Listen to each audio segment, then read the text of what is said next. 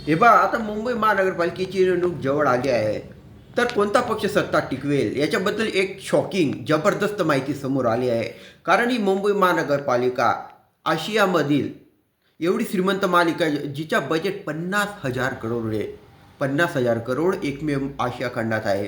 तर कोणाला किती सीट मिळतील याचा सर्वे आलेला आहे समोर. ऐका लक्षपूर्वक. आपण सुरुवात करू शिंदे गटापासून.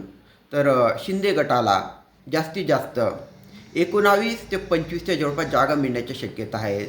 शिंदे गट शिवसेनेला 19 ते 25च्या जवळपास.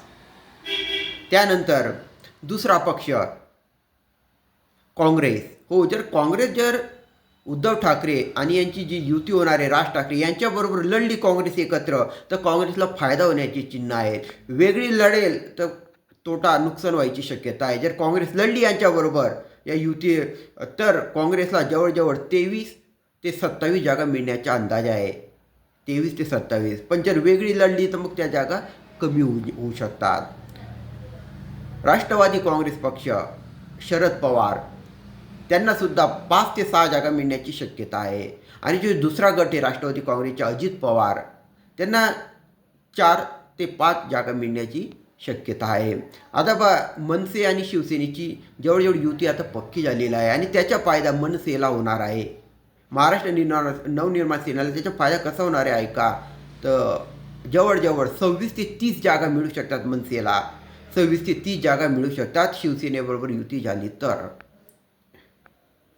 दुसरा मोठा पक्ष BJP, भारतीय जनता पार्टी, तर त्यांनासुद्धा फायदा होण्याची शक्यता आहे. त्यांना जास्तीत जास्त 63 ते 67च्या जवळपास जागा मिळू शकतात. 63 ते 67च्या जवळपास जागा मिळू शकतात. आणि सर्वात शेवटी राहिली शिवसेना, उद्धव ठाकरे यांची शिवसेना, तर त्यांना सर्वात जास्त म्हणजे जवळजवळ 69 ते 73 जागापर्यंत मिळण्याचे अंदाजे. 69 ते 73. त्याच्यामुळे शिवसेना आणि मनसे आणि काँग्रेस पक्ष हे जर एकत्र आले तर मग मुंबई महानगरपालिकेवर त्यांची सत्ता राहील. पण जर वेगवेगळे लढले तर मग चित्र बिघडू शकतं. तर असा सर्वे आहे. एकत्र लढले तर फायदा, वेगळे लढले तर नुकसान. जास्तीत जास्त ही चांगली माहिती शेअर करा आणि लोकांना सांगा की महानगरपालिकेवर कोणाचा झेंडा डौलात फडकणार आहे.